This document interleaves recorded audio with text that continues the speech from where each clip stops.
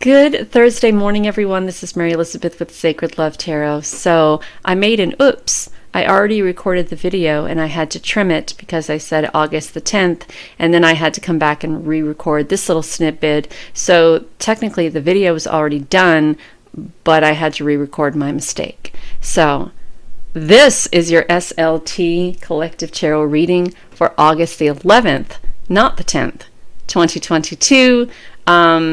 We are stepping into the full moon today, Thursday, and I feel like coming up to this full moon, a lot of people have really stepped into an energy of honesty, stripping it all down, being completely bluntly honest and truthful.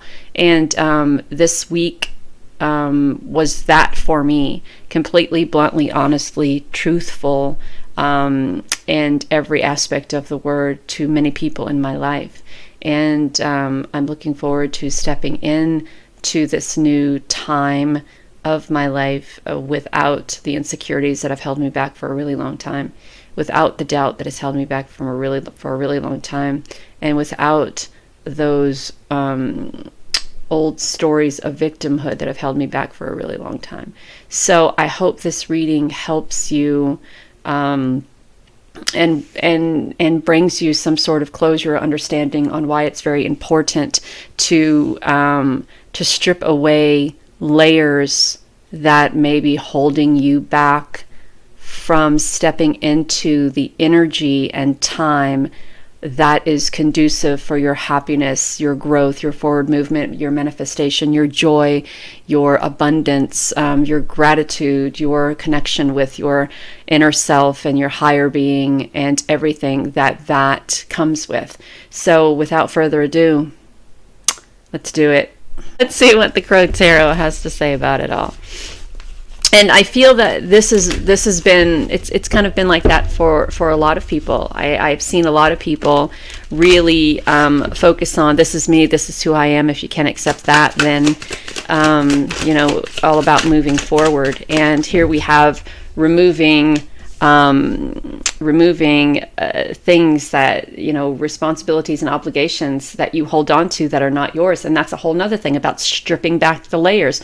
What are you holding on to that is no longer serving you? Regardless if it belongs to you or someone else, it's not your responsibility to carry on other people's bullshit. And that could be just part of your layers, just part of the layers that you carry around that take away from your authentic self. So it's time that we start stripping it down and we start getting back to basics, and we start recognizing who we truly are. What are your dreams?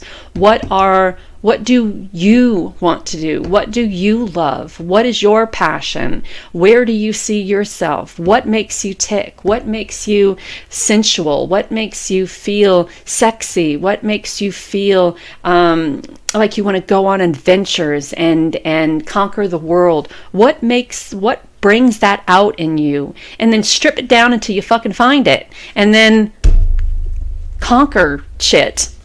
It is not our responsibility to carry around these unrealistic versions and unrealistic responsibilities and obligations that we carry around because society says we have to. So we are looking for new ways to love, and new ways to express, and new ways to communicate, and new ways to strip back those layers and find out who we truly are. Compassion. Right? Who are we truly? How do we express that compassion? How do we express that empathy? How do we express that sensuality? How do we express how we relate to other people, even if it's on a mundane level, even if it's talking to someone? Do you show that true authentic self, or do you put on airs in hopes that this person, or do you use something from your past as a second skin so someone can relate to you, right? So it's about stripping it back and stripping it down, and releasing and letting go of what isn't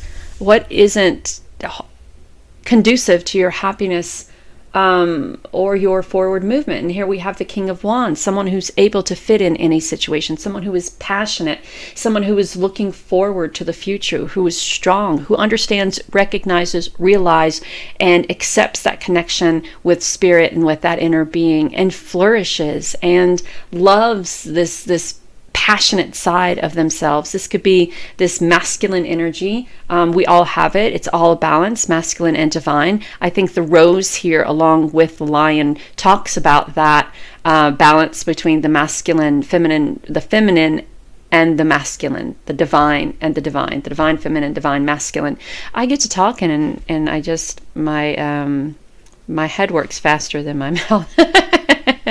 And I think this is when we're stripping it down and we're learning to do all of this again and build ourselves up from this solid foundation again by stripping it down and stripping it back and building it up. I think that we are also being guided to accept that balance within ourselves of the divine masculine and the divine feminine, right? Looking toward the future, stepping into your strength, stepping into that divine power, being the chameleon, right? Not having to change, and I don't want to say needing to change to fit into a situation, but fitting into a situation, reading the room, right? If this is, well, I'm not even going to give an example because I'm not going to tell you how to be, walking to a room full of everybody in a ball gown and you're all punked out. Okay, then that's you just being your authentic self. It's cool. It's cool. And there may be some people who admire your brazen ballness. So good on you, right? It's not my place to say how to fit in or how not to fit in, right? That would be me presenting myself as being like those out in society that's saying what you can and cannot do, and that's not me. I walk into a room with people in ball gowns wearing sweats and a t-shirt and my hair up on my head, and fuck them if they don't like it. So and that's just kind of how I feel about this. Be your own individual self. Be that person who can fit into a room regardless of what you look like and what you're wearing and where you're going and what you're doing. Just be your true authentic self. And finding that wonderful beauty within, right? Having the courage to put yourself out there. Having the courage to strip it down and bring it back, and finding that beauty. People say we read magazines and we see all of these celebrities on these magazines and on Snapchat and OnlyFans and Twitter and Instagram and all of that kind of things, and they're all beautiful and not a hair out of place and makeup to the nines and all of this and this and this, and we call that beauty. Well, no, that's false, because I assure you that the majority of these people look nothing like that when they strip it all down. When they take off the Spanx and they take off the tummy toners and they take off the sun tanning cream and they take off the 4 layers of makeup to hide every single flaw that's on their face, and when they take off the false hair and the false this and the false that, when it's all stripped down, we are equally as beautiful as they are, because there is no difference here. Well, no, let me take that back. The only difference is that they can afford it. And even if I could afford it, I wouldn't. I mean, going through the process of doing all of that to make myself to appear to be someone else is tiring to my mind, even when I think about it. Back in my younger days, I used to do the showgirl thing. So I know what's entailed in doing all of that to present yourself as something else, as the glam or all of that, and it's tiring, and it's just doing it is tiring. Thinking about it is just mind-bending. So by doing all this, stripping it down and taking it back and finding that beauty, not only that internal beauty, but that external beauty that is you, and not only that external beauty, but that internal beauty that is you. And when we talk about stripping it down, that's it.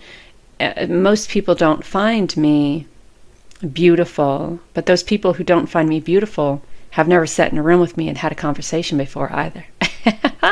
So they're lost. And they wouldn't have anything to do with me. And, you know, there are times I can go deep, and there are times that I can be funny. There are times that I can cuss like a sailor, and times that I can have a very educated conversation. I'm not high school educated, barely middle school educated, but the education that I do have comes from the experiences that I've had in my life. And I think that says something about people like me. You know, I can fit into a room if I needed to, and I can hold a conversation with you if I needed to as well. I present myself as someone who wears sweatpants and t-shirts with my hair up on my head, and people don't give me a second look and probably wouldn't want to have a conversation with me even if they saw me in my appearance.